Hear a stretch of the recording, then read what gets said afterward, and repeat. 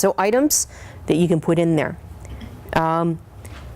Greens. And what do we mean by greens? It means that they're nitrogen base. And I'm going to switch the little language around here a bit. What I really recommend people understand is that in your composter, the bugs that are chewing or eating your organics up, refer to them as your pets at this point, okay? Because your pets require food in order to live. If you don't give them the right food, they're not going to live in your composter, and they're not going to break your organics down, okay? So one of the things that they require is greens. And your pets are bacteria and fungus, and no, you cannot see them. You need a microscope and to visually see them, okay? So what do we mean by greens? It's all your fruit and your vegetable waste coming from your kitchen. We have grass clippings up there. Some other items that we don't have there, coffee grounds. Coffee grounds are awesome because they come with a lot of different nutrients, coffee grounds, for your finished compost. Tea. You can put tea in there. That includes the tea bags. Flowers from your garden, so you're cleaning your garden out in the fall time, so they can go in there. And the plants from your vegetable gardens can go in there. So these are your browns. What do we mean by browns? That means it's carbon based.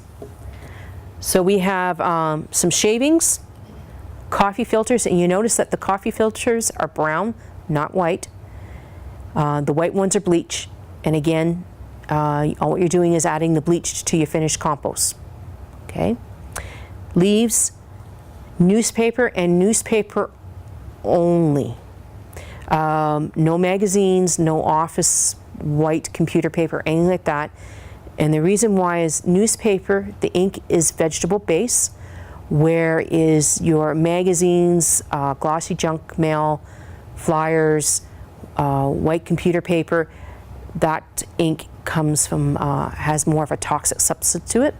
A brown cardboard box, you can also use that.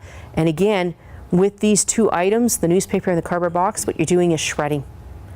The newspaper, you're literally just putting it through a shredder, like a paper shredder, in order to get it fine enough in order for the bugs to decompose. A lot of people forget about the browns because where are you going to produce the most? The greens, the nitrogens. And a lot of people forget to put the browns in. So in the fall time, what I recommend to most people is bag your leaves. That way you have leaves year-round. So here are some other things that you need to do with your composter. And your pets really, really require it. Water. Why do they require water? Well, bacteria and fungus don't have legs. In order to move around in your composter, in order to eat the kitchen organics, they use water to move around. So if you don't water it, then they can't move around. And they literally just eat the one area, that is it, they die, okay? And what do we mean by watering? That doesn't mean that you go out and stand over top of your composter for an hour with a garden hose. What we recommend that you do is grab a handful. If you form a ball, you're doing good. If it falls to pieces, it's too dry. It's sort of like a wrung out sponge. That's what it should look like. Air. A lot of people don't do this. And what we mean by air is you literally have to turn your composter. Your kitchen organics that you're placing there, you actually have to turn it, mix it, and get the air in for those fungus and bacteria. If you don't give them air, then you get what I call the stinky bugs. And that's why your compost stinks. And of course, the sun. The sun just helps heats up. So we're going to talk about the recipe. So in this recipe that we're going to show you, and I'm actually going to put it all on. So if you're starting out and you're going to restart your composter, okay, what we recommend that you do is put a little layer of twigs, and what we mean by layer of twigs is it's smaller than my pinky, and that's pretty small.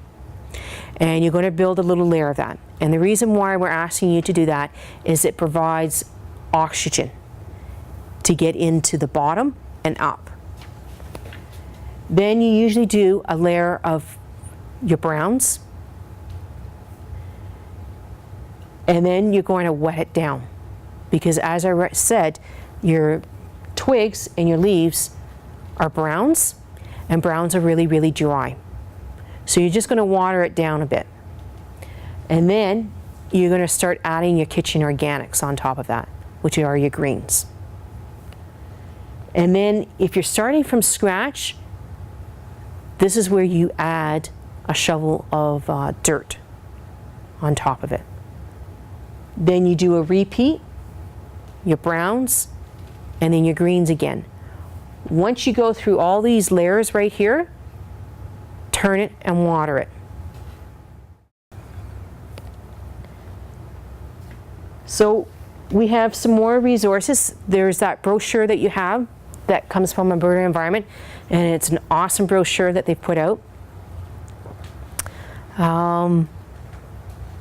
You can always use this website to find out more.